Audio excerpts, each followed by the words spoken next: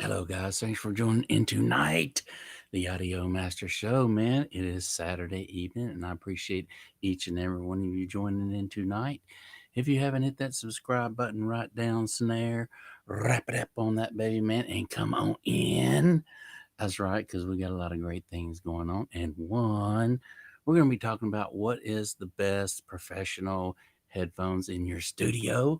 I get asked this all the time by many, many, many people, just people on the street, as well as a lot of my YouTube subscribers that have been asking me what set of headphones I really enjoy to mix on and to just listen to. And so I have a few of them, and throughout the years, I've used many, many headphones. And the two that I really enjoy the most in my studio now that I use all the time is the Beyerdynamics and the Telefunken. The Telefunken I am using right now. Actually, I use these when I'm doing my tracking. So, there's open back and then there's closed back. So it depends on what you're actually using the headphones for as to what set that you want to get. Okay. So all your closed back headphones is really, really good because there's no leakage that goes back into the microphone whenever you're doing recordings, and you don't want that. You do not want I gotta laugh about it, man, because there's just a lot of them out there. And so I started out actually, you guys, using the AKGs, and I use those for many, many years. I use those for tracking and mixing on. It's kind of like the old workhorse. It reminds me of the uh, Yamaha um, NS10s that were renowned and still used today in many, many studios all over the world. However, there are other monitors to monitor on and listen to that sound so much better. And it's not that it just sounds better. I think that was just the standard in the studio at the time through the 70s and 80s. And, even still today, you will find the NS10s in many, many, many studios. So, but we are talking about headphones tonight. These are my go to closed back headphones that I really, really enjoy. My second choice that I really, really like is the Sennheiser closed back headphones. Those sound really, really good. And I mixed on those and tracked on those for many years and got to where was knew how they translated on many other speakers. So I really, really like those Sennheisers a lot too. However, they were just really, they weren't the most comfortable set of headphones to use for, many hours that most of us engineers like to get in the studio and play with our mixes, man, moving those faders around and tweaking things all night long. So those weren't my really favorite as far as long term headphones. And to be honest with you, these aren't either. They're not that comfortable compared to the DT Bear Dynamics headphones right here. These are my favorite headphones to actually mix on and to use as reference headphones throughout the day and night or any given time. I want to show you something. Now, I've had these headphones for many years now, and they've been out a while. Bear Dynamics also makes a closed back set of headphones. But here's the thing about these headphones: these are the most comfortable set of headphones I have ever worn in my life. I've had these for many years now, and you can tell they've had some wear and tear on them. But see this stuff right here? It is so comfortable, man. If you're going to wear a set of headphones, um, these are the babies that you want to wear for a long time. They just, and they're built like a tank. So, Bear Dynamics really did a great job. See how these are open back and vented right here? So sound actually escapes through here too, and it will get into your mixes if you are tracking with this. So I don't really suggest tracking with these. However, like I said earlier, Bear Dynamics makes a set with a closed back as well, and you might want to do a little research in those. So Bear Dynamics is really, really one of my favorite set of headphones to mix on and use. And I've gotten to where I can pretty much know how these are going to translate on other mixes as well and other speakers. So this might be a set that you maybe want to look into. I'm going to put some links down there below, and you guys can check those links out, man, and do all the research you want to on them and check out all the specs and all the good things about Beyerdynamics and the Telefunken headphones. But for tracking, it has to be the Telefunken closed back or the Sennheiser. And so, and then for mixing, this is the Beyerdynamics DT990s Pro. You got to get some of these bad boys right here for your tracking. So, I mean, for your mixing. Like I say, man, there are a lot of different ones out there that are great. I've started on the AKGs. What's going on, K-Dome? I appreciate you joining in tonight. Oh man, I wanted to talk about my headphones here that I really, really enjoy mixing on, man, and that is these Beyerdynamics DT990s right here. These things are the bomb. If you're going to actually listen to do long mixes in your studio, they're so daggum comfortable. Or if you just want to listen to your tracks around the house, man, check these babies out. I'm putting some links down below. You can check out all the specs if you want to make it easy. Check them out. But these are for my mixing, and I've been using them for a while now, man. So I'm really, really good at knowing how they're going to translate on other speakers. I do have two other set of monitors back there, so I go between those two, which are the Atoms, the PreSonus, and then back and forth to my headphones. If someone's staying over in the studio or whatever, and I don't want to get too loud, I put on these babies right here and do my late night mixes on these right here, which is really kind of cool, man, because I can stay up late, and I am a late guy. I'm really not a morning person. Yes, I have those for piano. Oh man, don't you like them, man? I swear they're awesome, dude. Here's the thing, Caden. I want to try the close back. They make a set that's a close back for doing the tracking, like these Telefunken, so you don't get a lot of leakage going into your microphones. And I hadn't splurged on it, man. I hadn't gotten them, but I'm sure they're great.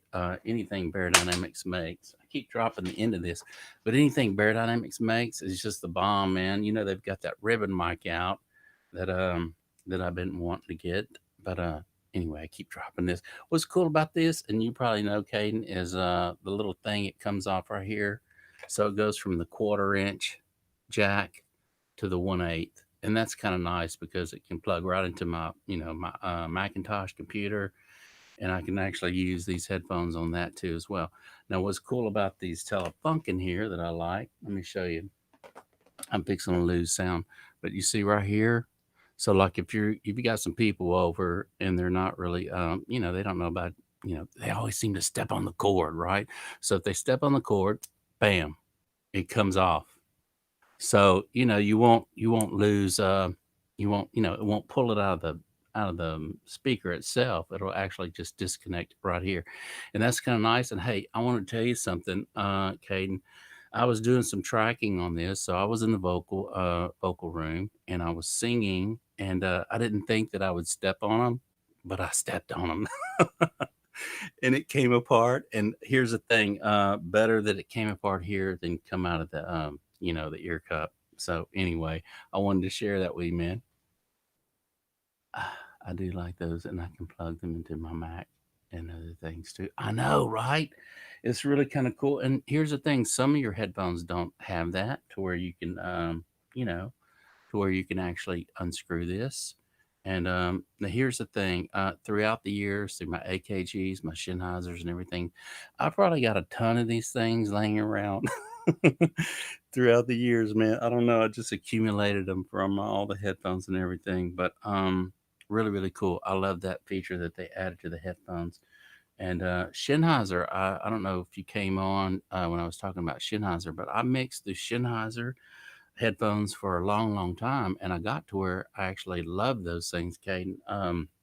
The only thing after a long time, of use on my head, man, it was always sweating in there and just very, very uncomfortable for a long time use. But as you know, man, these things right here you can wear a long time and enjoy, man. I've got to splurge, man. I got to get those closed backs and then do an open box, and so you guys can check it out. and then actually get in the studio and do some tracking on my vocals. I do want to get over here on my piano. I've got some songs that I've been rehearsing, Caden, and I just want to get in here and start recording, man. I've been doing my YouTube videos and hanging out with you guys, which I love. And but here's the thing, man. I've been kind of neglecting recording. I haven't been neglecting my songwriting and my on my guitar playing and whatnot. But I need to get back and start doing that, man. And I want to do a live thing where on this song where I come out of my Yamaha keyboard piano. It's an 88 key. I come out of it. I go into a little small mixer, and I want to go into out of a microphone. Maybe I'll use I don't know, man. Maybe I'll use the R44 ribbon. I hadn't decided yet. Uh, or the Shure SM7B. Come out of it, go into the mixer, and then go into my Canon D60 camera, and just pretty much get a mix, and then go right into it, and then actually do a live version of that without even going into my system and doing any overdubs. I'm kind of getting to where I like to just freeform things, as you know, and just do it live on the spot, man.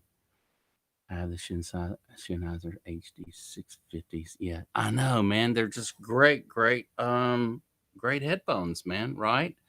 So throughout the years, I don't know. Is it the K240 that Caden, is it the K240 that the AKG is it AKG 240? It seems like that's the ones that I mixed on in the early years, man. I can't remember the model number because it's just been so long since I used those headphones. But I used to track these other AKGs and mix. So, and you know what? To be honest with you, they lasted a long, long time. And then finally, right here where the rubber is on the earmuff, they started deteriorating them. I used them so long and through so many years, they started deteriorating on here, man. And so that's when I think my next set was the Sennheisers, and I really did like those, man. They're real accurate and really good. But my favorite, like I say, are these Pro Bear Dynamics right here, man. I just love them, man. And you know what? I've had these probably about at least, if I had to guess, 10 years, and they still look great and they still perform great, man. So, if you can get 10 years out of anything these days, that's a cool thing, man, especially with electronics, computers. My Mac that I've actually have over here behind me, I've had it probably 10 years, man. It's still great. So, and then I actually have some Alesis reverb units back here that I did, I don't know, a few weeks back, Caden, that I did on, just did like a little, not a review, but just was talking about it. And man, they still fire up, and I've had those back way back when, man. So it's really kind of cool that when you can buy equipment and it lasts, right? I know. They do look good, don't they? And hey, dude, here's the thing, man. I use them all the time. I mean, it's not like they just sit in a closet or set up on a shelf, dude. They're constantly being handled, dropped sometimes, and the whole 9 yards. Just the everyday wear and tear, man. I know, high quality. And here's the thing, man. They just freaking they're bad to the bone. So you know what? I don't mind dropping another 2 or 3 bills on another set of Bear Dynamics, because look, man, if they've lasted that long and they look that good and they still sound great, why not, And I need another set. I need another set. My Sennheisers I end up giving away.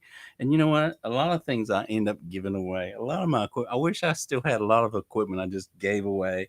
Guitars, amps, headphones, I don't know, you name it, drum machines.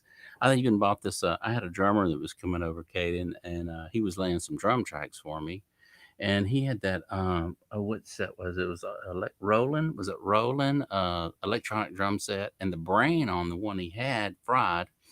And I was like, man, let's get you another one. We need to get you another one. And so I think it was like $1,500 for the brain, and I ended up getting it. And anyway, he laid down the tracks, and I gave it to him. I said, man, keep it, man. You might you might need it down the road. But anyway, it's fun doing things like that and being able to do things like that, man. So if you can do things like that and help people out, it's just a beautiful thing if you can do it, right? So, but I definitely want to get me another set of these because I just love them, and these lasted so long. So here's the thing, man. I know I'm going to drop two something on them, Caden, but I really, I probably want to get another set of these. I do want to try out the clothes back, just because I'm sure they sound great, and I know they're comfortable because they have this nice, soft stuff in here, right? And man, when you're sweating or it's hot, and you've been wearing them for an hour and a half or two, it can get. Yeah, I know they're expensive. They are expensive, but here's the thing, man. A lot of, especially like your microphones and your recording gear and things like that.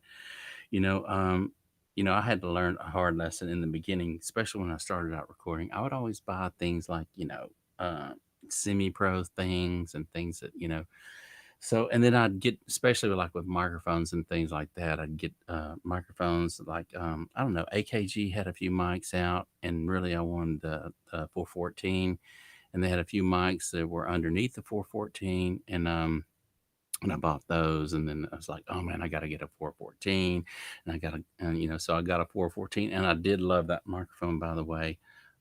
It sounded beautiful, that 414. And then I actually found another one, the silver face 414, which was older, with a better capsule in it, and I actually sang through that for many, many times. And I gotta say, man, that microphone was the ching.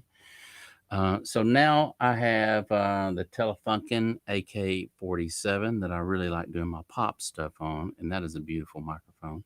And then the RE20, which is a great microphone. I'm talking on it now. And then my Shure SM7B. So between my Shure SM7B and my AEA R44 ribbon, I'm having a hard time, Caden, deciding on what mic I want to, um, do this live stream thing on and sing through, just because that R44 was gorgeous, man. Oh my gosh. Now I dropped some dough Ola on that thing, man. So I really need to use it and put it to some work, because it just sounds great. Everything I put it on, man, it just sounds amazing. And so, but a lot of people are using tube mic. I know it is a tube mic. It is that Telefunken is a tube mic for sure. And I want to tell you, man, they stopped making that thing, Caden, um, because of the tube. Okay, the microphone was derived around the tube. Okay, and it's old stock tubes. Don't hold me to it. I forget which one it is. It's a little bitty tube. It's actually about like that big. And I opened up that Telefunken and looked at it. So it's a little bitty thing that's in that AK-47.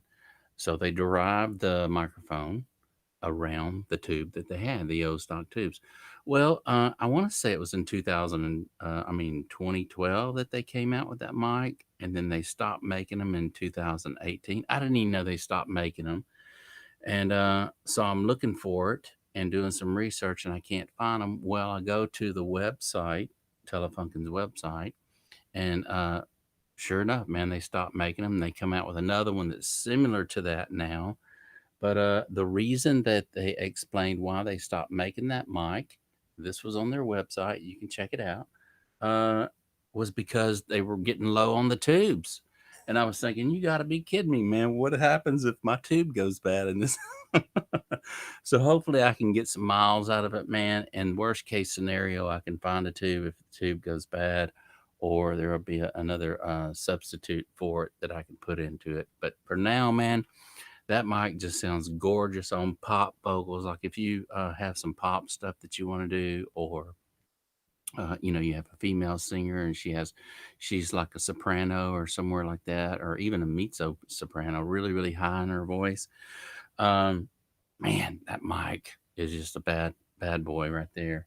But here's the thing, I'd like, if I had a chick in here and she was going to do some vocals, the two mics that I actually throw up on her, Caden, would be the R44 ribbon or my AKG. I'm not AKG, but Telefunken um, microphone on her. So it'd be those two that I actually put in front of her, and then do an A/B back and forth and see which sounded best for her voice.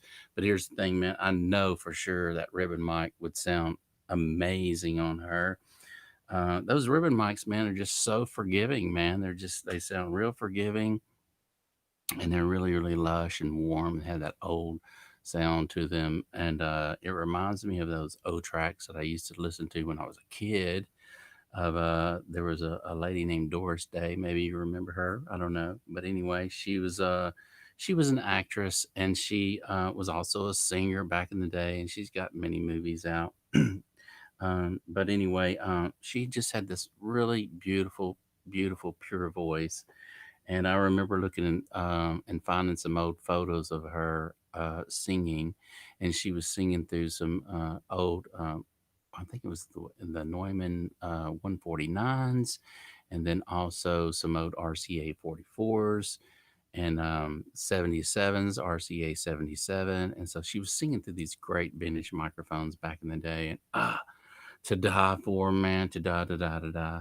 Yes, they are amazing. I know, man. Those ribbon mics are really, really the bomb, man. And so I actually did a lot of tracking through Caden. I did a lot of tracking.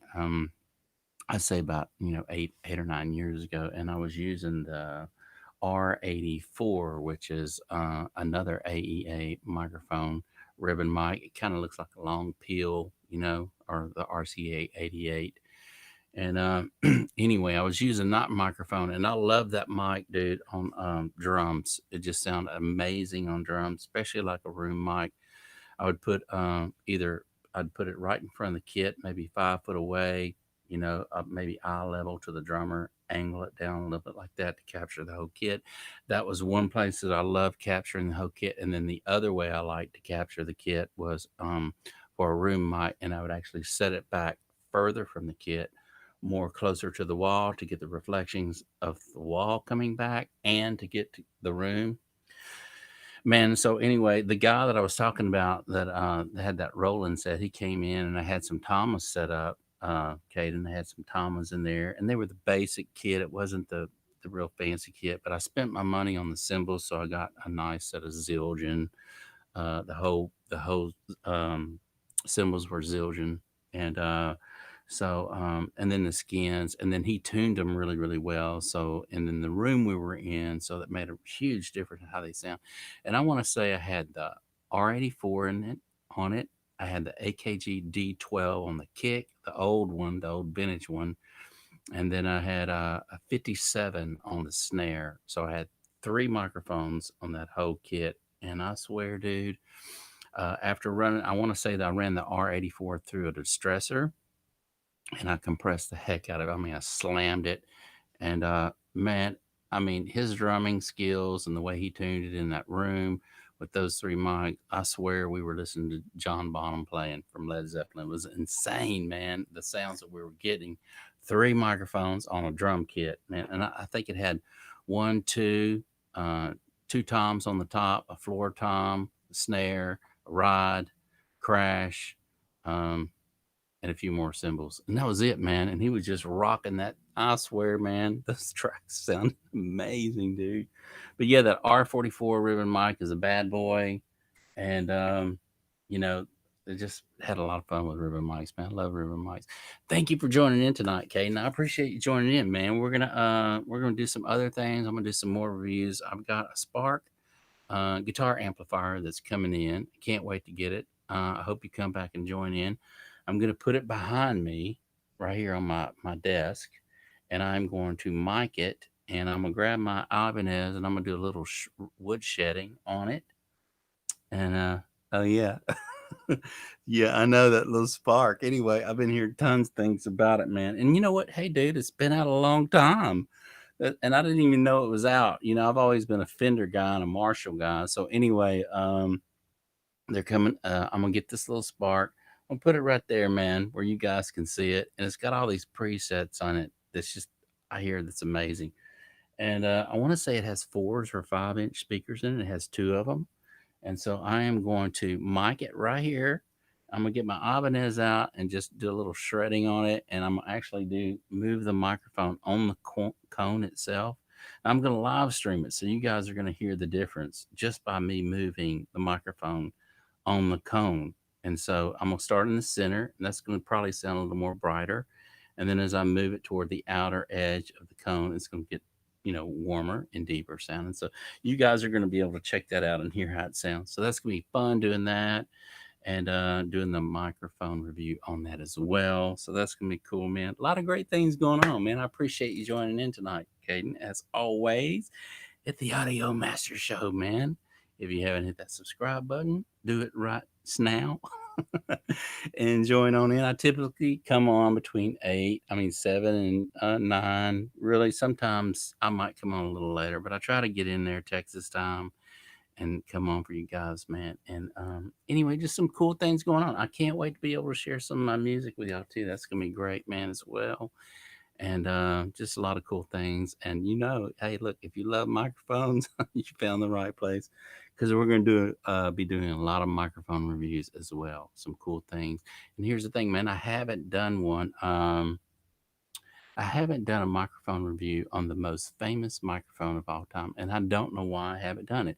I've done one on the the Shure 57. I've done one on the Shure SM7B, but I haven't done one on the Shure 58.